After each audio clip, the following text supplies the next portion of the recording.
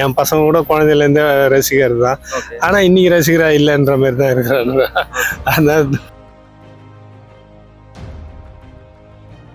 தாவேக்காவினுடைய விஜய் வந்து இப்போ ரொம்ப மன உளைச்சலில் இருக்கிறாரு. ஏடிஎம்க்கு அழுகு போச்சு. இப்போ நான் இன்னைக்கு என்ன பண்ணுறேன், அவன் பிஜேபி கூட போய் சேர்ந்துக்கிறேன். இதே அந்த ஜெயலலிதா அம்மா இருந்தாங்களாம் பிஜேபி தமிழ்நாட்டை காலை வச்சிருக்க முடியாதா? 26 அவர் தனிச்சு நின்னாலும் ஜெயிக்க முடியாது, கூட்டணி வச்சாலும் ஜெயிக்க முடியாது. ஏன்னாக்க அவர் வந்து இப்போதான் ஃப்ரெஷ்ஷாக வந்திருக்கிறாரு அரசியலுக்கு. கட்சிக்காரர் தான் செந்தில் பாலாஜி பண்ண நம்ம கருத்தை குடிக்க தண்ணியை கூட ஆம்புலன்ஸ், அந்த ஆம்புலன்ஸ் 30 வண்டி எதுக்கு வரணும்? இப்போ எடப்பாடி அவர்கள் வந்து எங்க கூட ஒரு வலுவான கூட்டணி அமைய போகுது அப்படின்னு சொல்லியிருக்காங்க. அது விஜய் அவர்களோட தாவேகா கட்சியா இருந்தா இந்த ஏடிஎம்கே டிவிகே கூட்டணி பத்தி உங்க கருத்து என்ன? நான் சொல்லனா அவரே சொல்லிட்டேன், அப்படி நாங்க தாவேகா கூட வைக்க போறோம் எனக்கு கூட்டணின்னு இவரே எப்படி சொல்லிக்க முடியும்? அவரு விஜய் எதுனா சொன்னாரா? புரியுதுங்களா? நான் அவங்க கூட கூட்டணி வைப்பேன், கூட்டணி வச்ச ஓட்டு எல்லாரும் போட்டுருவாங்களா? புரியுதா? இருக்கிறத வச்சுன்னு உன்னால மெயின்டைன் பண்ண முடியல, உங்களை விட்டு எல்லாரும் ஓடி போயிட்டானுங்க. புரியுதுங்களா? அதனால தான் இன்னைக்கு கட்சி வந்து வலுவிழந்து போச்சு. ஏடிஎம்க்கு வலுவிழந்து போச்சு. இப்போ நான் இன்னைக்கு என்ன பண்ணுறேன், அவன் பிஜேபி கூட போய் சேர்ந்துக்கிறேன். இதே அந்த ஜெயலலிதா அம்மா இருந்தாங்களாம் பிஜேபி தமிழ்நாட்டை காலை வச்சிருக்க முடியாதா? அந்த அம்மா இருந்தாங்களாம் பேங்க் ஸ்ட்ரிக்ட் இல்லை. இன்னைக்கு என்ன பண்ண செய்ய அதை இவருடைய சில விஷயங்களை மறைக்கணும், மூடி மறைக்கணுன்றதுக்காக இன்னைக்கு அங்கே போயிட்டு பிஜேபி கூட கூட்டணி வச்சுக்கிறேன் அப்படி இப்படின்னு பேசின்னு இருக்கிறாரு. அது கூட நிலைக்கமானது கூட தெரியல. புரியுதா? இவர் வந்து அப்படியே நின்னாலும் கண்டிப்பாக ஏடிஎம்க்கு அதுக்கு சான்ஸே கிடையாது. சான்ஸே கிடையாது. விஜய் வந்து முதலமைச்சர் ஆவான்ற எண்ணம் இல்லை, ஆனால் நிறைய இடங்களை பிடிப்பார். பெண்ணுக்கு பொறுத்தவரை 40 to 60 இடம் கண்டிப்பாக வருவார். என்னுடைய கருத்துன்னா அவர் தனியாக சொன்னதுக்கும் இப்போ செய்யறதுக்கும் அது முரண்பாடாக தான் இருக்குது. ஆனால் ஒன்றா சேர்ந்தாருன்னா ஓரளவுக்கு இவருக்கு வந்து வரும், ஒரு 10 MLA சீட்டாவது வரும்னு என்னுடைய கணிப்பு. அவ்வளோதான். மற்றபடி அவர் தனியாக நின்னார்னா இவங்க 2 பேரை விட்டு வேற தமிழ்நாட்டில் கிடையாது. ஏடிஎம்கே டிஎம்கே இவங்க 2 பேர் தான் மாறி மாறி வந்துன்னுறாங்க. 3வது கட்சியாக வரணும்னா இவர் விஜயகாந்த் போல ஒரு 10 சீட்டு வரலாம். விஜயகாந்துக்கு ஒரு சீட்டு தான் ஃபர்ஸ்ட் வந்தது. இப்போ பொறுத்த வரைக்கும் இவருக்கு ஒரு 10 சீட்டு வரலான்னு ஒரு என்னுடைய கணிப்பு. அது இப்போ எடப்பாடியோட தாவேகா 2 பேரும் கூட்டணி அமைச்சா மிக சிறப்பாக இருக்கும். இப்போ இருக்கிற ஆளுங்கட்சியை வந்து ஸ்வீப் பண்ணுறதுக்கு நிறைய வாய்ப்புகள் இருக்குது. ஆனால் அதில் ஒரு சிக்கல் என்னென்னா, இப்போ அதில் வந்து எடப்பாடி சீஃப் மினிஸ்டராக வரணுமா இல்லை விஜய் சீஃப் மினிஸ்டரா, அந்த இடத்துல தான் நிறைய பேத்துக்கு வந்து மக்களுக்கும் சரி அவங்களுடைய ரசிகர்களுக்கும் 2 பேத்துக்கும் போட்டி வரணும். ஆனால் இப்போ வந்து விஜய் வந்து எம்ஜிஆர் மாதிரியும் இல்லை ஜெயலலிதா மாதிரியும் திரைமுகங்கள் வச்சுட்டு ரொம்ப சூப்பராக வரணும்னு பார்க்குறாரு. அதில் தப்பே கிடையாது. ஆனால் எம்ஜிஆர் வந்து கட்சி ஆரம்பிக்கும்போது 1972 ஆரம்பித்து 77 தான் அவர் சிஎம்ஏ ஆகிறாரு. ஆனால் 72க்கு முன்னாடியே அவர் எம்எல்ஏவாக இருந்தார், அதுக்கப்புறம் அமைச்சராகவும் இருந்தார். அப்புறம் பல திரைப்படங்களில் அவருடைய கொள்கைகள்லாம் மக்களுக்கு கொண்டு போய் சேர்த்தாரு, நேர்லேயும் மக்கள்லாம் சந்தித்தார். அந்த வகையில் விஜய் வந்து திரைப்படங்களில் மட்டும் தான் நடிக்கிறாரு, ஆனால் மக்கள்கிட்ட இன்னும் சந்திக்கலை, மக்கள்கிட்ட கொள்கைகளை கொண்டு போய் சேர்க்கலை. அது ஒரு டிராபேக்கு. அதனால் இப்போ அவர் வரணும்னா இப்போ வந்து கூட்டணி அமைச்சா தான் அவரால் வந்து இது பண்ண முடியும், அதாவது ஒரு சாதிக்க முடியும். அவருடைய எம்எல்ஏக்களை வந்து நம்ம சட்டமன்றத்துக்குள்ளார கொண்டு போக முடியும். இதுதான் இப்போதைக்கு இருக்கிற இது. வேணும்னா அவங்களுடைய கூட்டணி பங்கீடு அமைச்சர் அந்த மாதிரிலாம் அவங்க இன்டர்னலாக பேசிக்கலாம். ஆனால் எடுத்த உடனே சிஎம்மாக வரணுன்றது அது எனக்கு தெரிஞ்சு அது ரொம்ப ரொம்ப பெருசாக ஆசைப்படுறாரோன்றது என்னுடைய கணிப்பு. இது வந்து விஜய் வந்து கூட்டணி போட மாட்டேன் அப்படின்னு நினைக்கிறேன். தனித்தனா நிற்பாப்புல. ஏன்னா அந்த அளவுக்கு அவரை வெறிப்பேற்றிட்டாங்க. அதாவது சப்போஸ் எடப்பாடி வந்து எல்லாம் கூட்டணி வைத்தாலும் மறுபடியும் இங்கே வர்றதுக்கு சான்ஸ் கிடையாது. திமுகவுக்கு வர்றதுக்கு சான்ஸ் இருக்குது. அதுமாதிரி விஜய்க்கு வந்து ஆப்போசிட்டில் வந்து இப்போ என்னன்னு அவங்களுக்கு பயம், விஜய் கட்சியில் உள்ள நுழைஞ்சு தான் திமுகவுக்கு ஸ்டாலினுக்கு வந்து ஒரு அதிர்வாக இருக்குது. அதனால இந்த ட்ரிப்பு வந்து ஒரு வித்தியாசமான ஒரு ஆட்சி அமைன்னு நினைக்கிறேன். அது அப்புறம் கடவுள் செயல் தான். அது அவர் எதிர்பார்க்கறது வந்து நல்லதுதான். ஓகே. ஆனா அந்த எதிர்பார்ப்புகள் நடைமுறைக்கு வருமாங்கிறது சந்தேகம். ஓகே. தாவேகா வந்து அவங்களோட இதுவரைக்கும் ஒரு உறவு வச்சுக்கொள்வதற்கோ அதற்குள்ள ஒரு ஆதாரமே இல்லை. ஓகே. அவர் வந்து தன்னைத்தானே முதலமைச்சர்னு சொல்லிக்கிட்டு இருக்கும்போது எடப்பாடியாரோட அவர் வந்து அலையன்ஸ் சேர்றதுக்கு ரொம்ப வாய்ப்புகள் கம்மி. இருந்தாலும் எடப்பாடியார் வந்து எதிர்பார்க்கறாங்க. ஓகே. அதில் வந்து பாரதிய ஜனதா கட்சி வந்து உங்களுக்கு சப்போர்ட் பண்ணி தாவேகாவை கொண்டு வந்துடலாம். தாவேகா, எடப்பாடி, பாரதிய ஜனதா 3 பேரும் இருந்தால் வலுவான கூட்டணியாக இருக்கும்.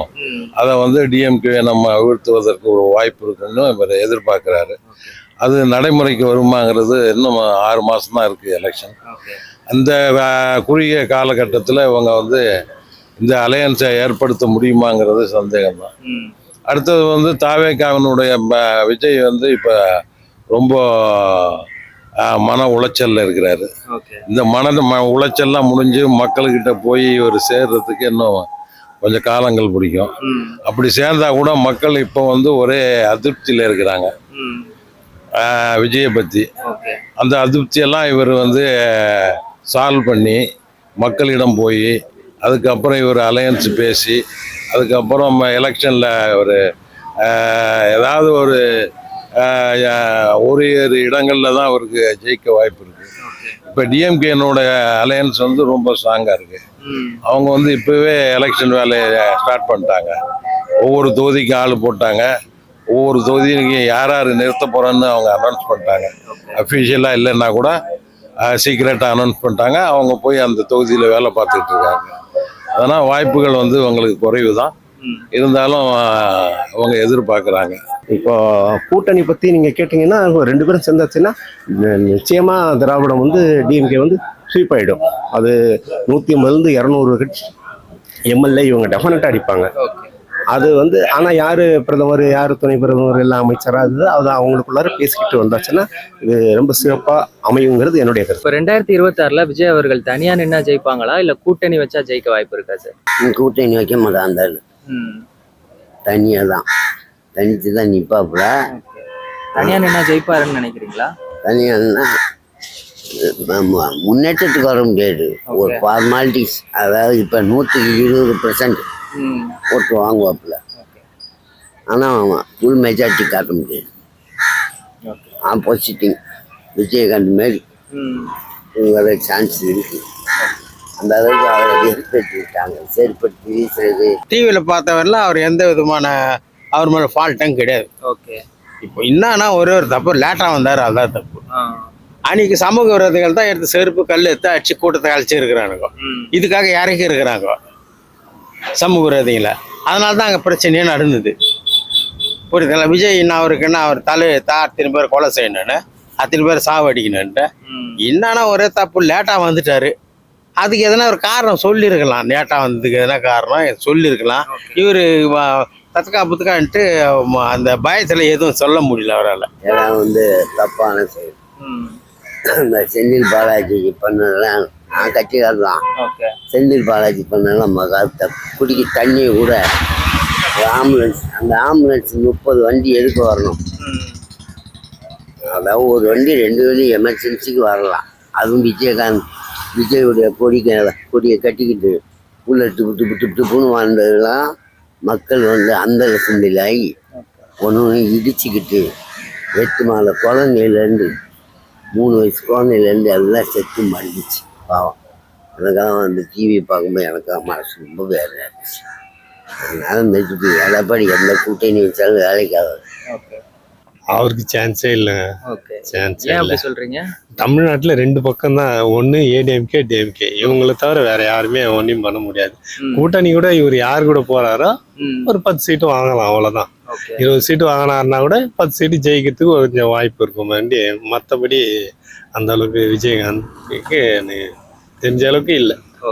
மக்கள் கூடுறாங்க விஜய் ரசிகர்கள். குழந்தையிலேருந்து என் பசங்க கூட குழந்தையிலேருந்து ரசிகர் தான். ஆனால் இன்னைக்கு ரசிகரா இல்லைன்ற மாதிரி தான் இருக்கிறாங்க. அதனால அதை பற்றிலாம் ஒன்றும் இதுவும் இல்லை.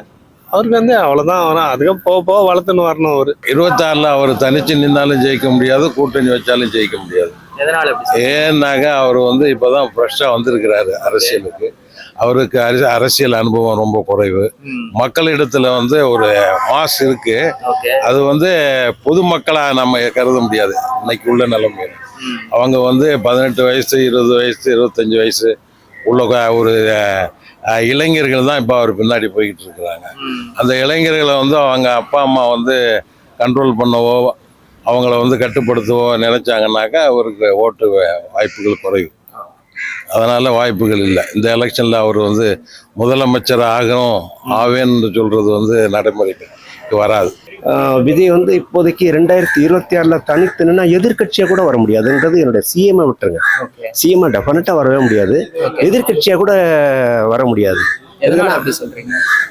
எதுக்காகனா இப்போ இருக்கிற டிஎம்கேவுடைய கூட்டணி கட்சிகள் வந்து நல்ல பலமாக தான் இருக்குது. இப்போ ஏடிஎம்கேல பிஜேபியும் ஏடிஎம்கேயும் இருக்குது. ஏடிஎம்கே கூட இன்னும் ஒரு சில கட்சிகள்லாம் ஒரு சில வெளியே போகிறாங்க வெளியே வர்றாங்க. ஆனால் இதுக்கு இன்னும் டைம் இருக்குது. அதெல்லாம் எப்போ முடிவாகும்னா டிசம்பர் ஜனவரிக்கு மேலே தான் நம்ம முடிவாகும். அது வரைக்கும் நம்ம பொறுத்து தான் பார்க்கணும். ஆனால் விஜய் வந்து தனித்து இருந்தாருன்னா ஓட்டை பிரிக்கலாம். ஓட்டை பிரித்து இந்த 2 பேரும் ஓட்டையும் பிரிப்பார். அவர் வந்து பிரிக்கிறது வந்து ஒன்லி டிஎம்கே ஓட்டு, ஏடிஎம்கே ஓட்டு, இல்லை நாம் தமிழர் ஓட்டு இல்லை, எல்லாருடைய கட்சியும் ஓட்டு பிரிப்பார். ஆனால் அதில் ரொம்ப அடிப்படை போகிறது யாருடைய ஓட்டுன்னு பார்த்தோம்னா டிஎம்கே.